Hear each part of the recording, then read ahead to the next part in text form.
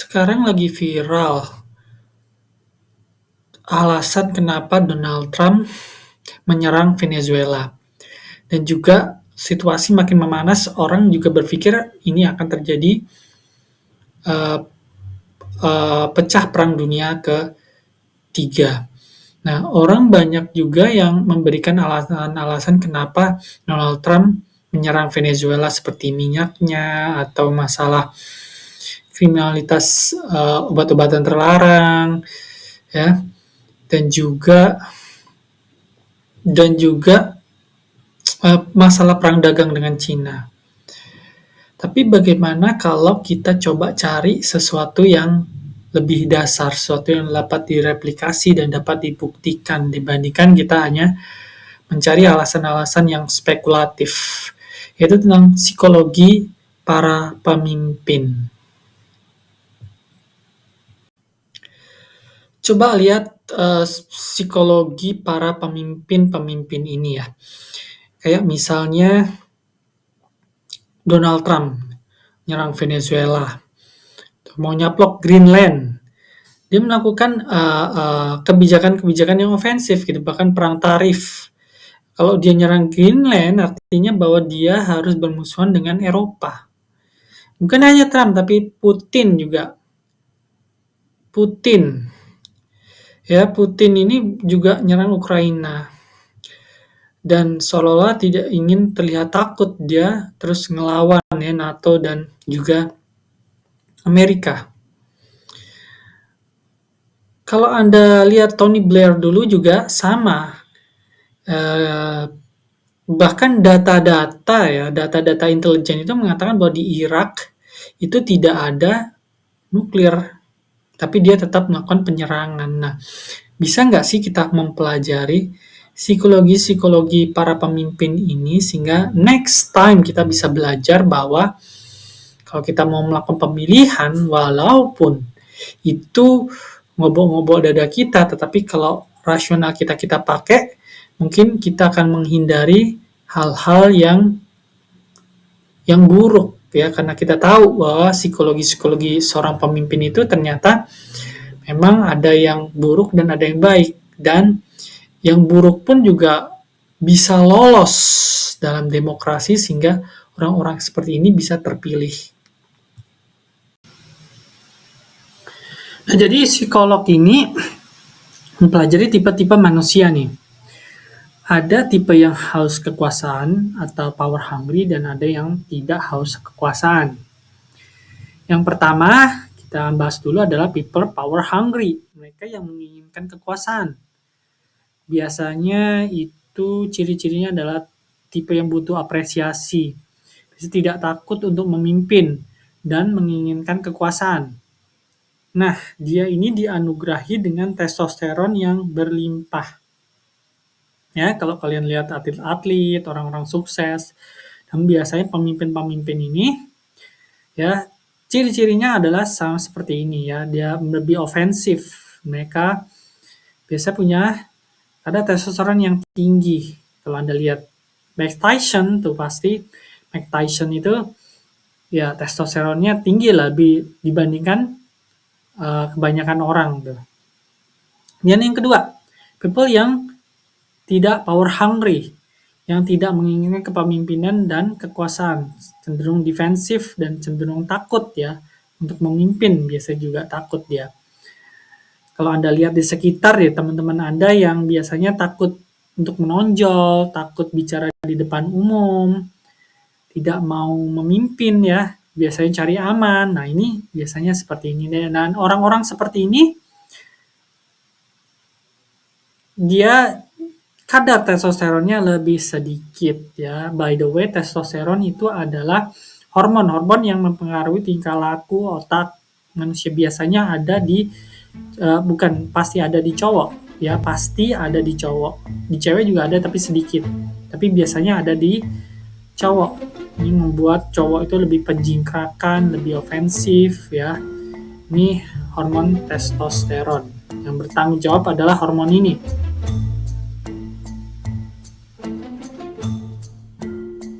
Nah, Ternyata dalam memilih pemimpin, memang lebih baik kita ambil pemimpin yang power hungry, yang menginginkan kekuasaan. Nah, ini mungkin Anda bingung. Kenapa? Karena kalau kita memilih orang yang tidak menginginkan kekuasaan, mereka cenderung salah mengambil keputusan karena rasa takutnya, karena takut kejelekannya akan diperlihatkan di depan umum. Nah, hal ini akan mempengaruhi pengambilan keputusan. Jadi, keputusan yang diambil dengan emosi yang tak terkendali akan lebih sering salah, ya. Lalu mungkin ada juga yang berpikir lah, orang people power hungry kan haus akan kekuasaan. Dia narsis, seperti butuh apresiasi dari luar. Mungkin Anda berpikir seperti itu. Tetapi ya, Anda harus tahu bahwa kebutuhan untuk diapresiasi itu kebutuhan yang biasa dalam diri manusia. Ya, menginginkan sesuatu itu hal yang biasa. Menginginkan posisi yang lebih baik juga biasa. Butuh apresiasi itu juga biasa. Sama seperti seorang guru, seorang penjual, atau pemusik pun butuh juga diapresiasi. Karena itu, lebih baik kita memilih pemimpin yang power hungry. Yang pertama,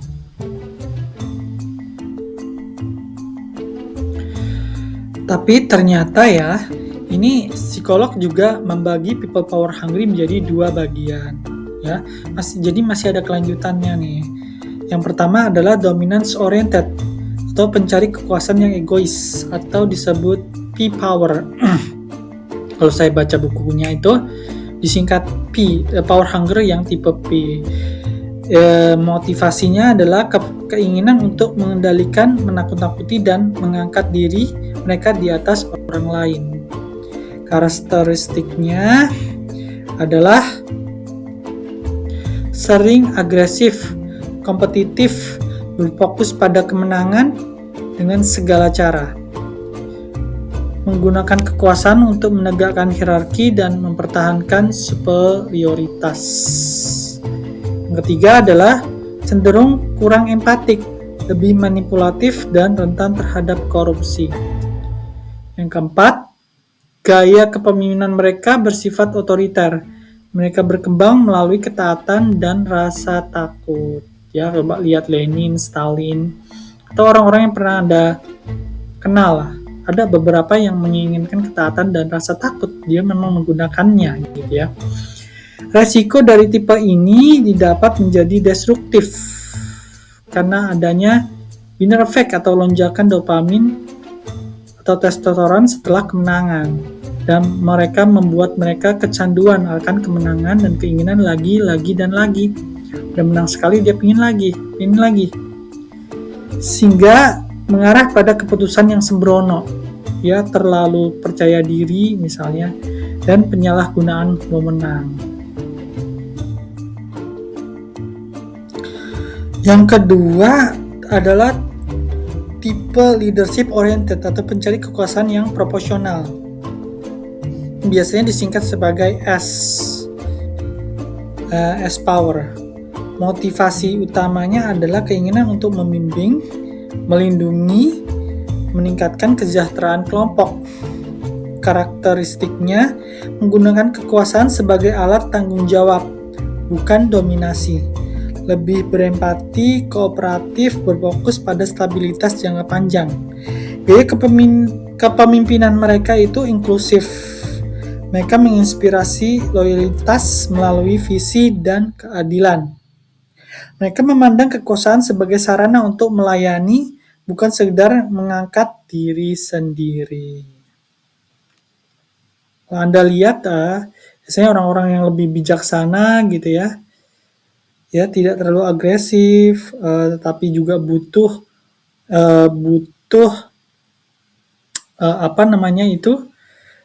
saran dari bawahan, minta saran dari bawahan, tidak tahu terhadap kritik, tapi juga bijaksana dan juga percaya diri, maka ini adalah tipe yang S.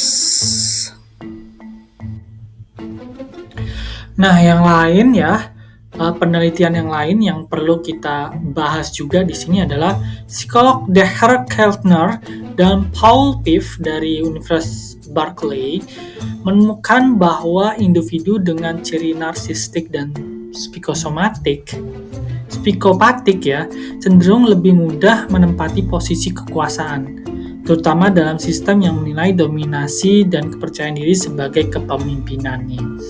Orang narcissistic personality disorder atau NPD ya, ini sebenarnya bukan gangguan, dia hanya tipe dari kepribadian aja ya, yang biasanya memiliki ciri-ciri seperti berikut ya: kepercayaan diri yang ekstrim, minim empati, manipulatif dan agresif secara sosial ya. Dalam banyak organisasi ya, kepercayaan diri dan dominasi sering disalahartikan sebagai tanda kompetensi. Jadi karena orang ini percaya diri, dianggapnya ya pasti bisa ya. Ada unsur-unsur insting juga yang cenderung memuja orang-orang yang narsistik karena kepercayaan diri yang tinggi. Itu ada tuh dalam suatu kelompok ya, para pemujanya yang dipuja ada, yang memuja juga ada, dan orang-orang seperti ini cenderung mudah naik ke level dalam suatu organisasi ya. Akibatnya individu dengan ciri-ciri tersebut lebih cepat dipromosikan atau dipilih sebagai pemimpin meskipun mereka mungkin tidak memiliki kemampuan yang lebih baik dari orang lain. Nah, ini sekarang saya kasih metodologinya nih. Takut nanti ada yang ngoceh. Bilang, kamu percaya sama sains kan berarti kamu percaya pada expert. Ya, iya benar sih kita percaya pada expert. Tetapi itu dalam arti mempercayai mereka karena mereka sudah melakukan metodologi yang mereka mumpuni di bidang ini. Tetapi dalam beberapa hal kita bisa membantah, kita bisa melihat metodologi. Metodologi itu adalah urutan kejadian ya, urutan metode, tata cara yang digunakan untuk mencari apakah objek ini sesuai dengan prediksi yang kita pikirkan tentangnya. Apakah objek ini bergerak seperti apa yang imajinasi kita tentangnya. Jadi dia bisa dibantah. Karena orang-orang cenderung beragama itu dibilang, saya nggak mau percaya sama sains. Kenapa? Karena kan sama aja. Saya percaya sama Nabi, saya percaya sama ulama. Nah, kamu kan juga percaya. Kamu kan percaya sama sains, sama expert berarti. Ya enggak, kita percaya sama expert itu enggak 100%. Dan itu dilihat metodologinya benar nggak ya. Sebenarnya kenapa susunan alam ini ada atom misalnya. Gimana bisa tahu hal itu? Kan ada perhitungannya, ada eksperimennya, misalnya bumi bulat. Kenapa bumi itu? Jadi kita bisa mereplikasi percobaan tersebut untuk membuktikan benar atau salahnya. Jadi menurut saya percaya pada sains itu lebih reliable, lebih masuk akal dibandingkan harus percaya pada agama atau ulama ya. Nah, penelitiannya adalah sebagai berikut dengan eksperimen sosial, jadi simulasi kelompok. Peserta dibagi dalam kelompok kecil dan diminta memilih pemimpin. Individu dengan ciri narsistik berbicara lebih banyak, percaya diri, dominan, lebih sering dipilih sebagai pemimpin, meskipun kontribusi mereka tidak lebih baik. Kemudian ditambahkan juga observasi perilaku. Dalam studi lain, peserta dengan skor tinggi pada skala narsistik dan psikopatik lebih sering mengambil keputusan yang menguntungkan diri sendiri, bahkan jika merugikan kelompok. Ya, nah, ini ada suatu penelitian yang lain, diuji orangnya ini narsis atau tidak melalui tes misalnya, dan kemudian dilihat tingkah lakunya dalam kepemimpinan. Yang ketiga adalah eksperimen kekuasaan. Ketika diberi kekuasaan, individu dengan ciri narsistik lebih cenderung menunjukkan perilaku tidak etis seperti mengambil lebih banyak sumber daya atau mengabaikan aturan. Jadi dites dulu orangnya seperti apa, apakah dia termasuk narsistik, kemudian diuji dalam suatu kelompok untuk dijadikan pemimpin atau para audiensinya apakah akan memilih orang-orang dengan ciri-ciri yang lebih NPD atau narsistik dan eh, psikopatik ya.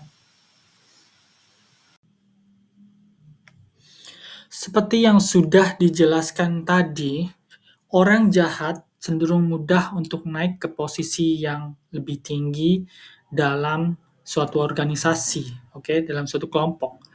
Kepercayaan diri dan dominasi sering disalahartikan sebagai tanda kompetensi. Walaupun jumlahnya banyak, manusia tetap bisa salah. Jangan lupa, Hitler itu dipilih melalui demokrasi. Ia dipilih oleh masyarakat Jerman yang modern dan berintelektual. Anda mungkin berpikir bahwa ini kan demokrasi, kekuasaan presiden tidak mutlak. Tetapi kalau kita lihat faktanya, demokrasi bisa hanya menjadi tampilan luar. Perdebatan di meja hanya menjadi ocehan yang berujung, "Siap, Pak?" Walaupun ada yang mengkritik, tetap pemimpin tertinggilah yang menentukan arah negara atau bahkan dunia. Ya, bisa aja kita masuk ke pecah Perang Dunia Ketiga. Tapi biasanya itu ditentukan oleh segelintir orang. Hitler, Stalin, Lenin, Putin, ataupun Donald Trump sama saja. Mereka dapat menggiring dunia ke dalam peperangan. Lalu bagaimana solusinya? Menurut pakar-pakar di atas ya, kalau saya ekstrak dan juga ditambahkan oleh pemikiran saya sendiri, uh, lebih baik bahwa sadari awal kita harus menyeleksi orang-orang jahat masuk menjadi pemimpin tertinggi. Jadi ada tesnya mungkin sebelum dia harus berkampanye atau dibuat suatu sekolah untuk sampai 1 tahun sebelum dia lulus untuk menjadi seorang presiden atau bagaimana lah ya. Pokoknya kita harus membuat sistem yang mencegah orang-orang tersebut terpilih. Karena ya itulah di dalam insting kita cenderung, di dalam DNA kita, insting kita cenderung bisa memilih orang-orang yang percaya diri seperti ini ya, narsistik dan juga psikopatik. Sistem harus lebih diutamakan dibandingkan intuisi atau perasaan manusia walaupun jumlahnya banyak.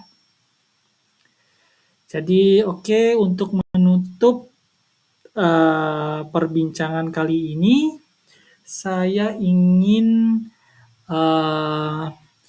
menutupnya dengan kata-kata dari Mark Twain. Tidak ada yang lebih menakutkan daripada kebodohan yang mendapat dukungan mayoritas. Salam dan sekian dari saya.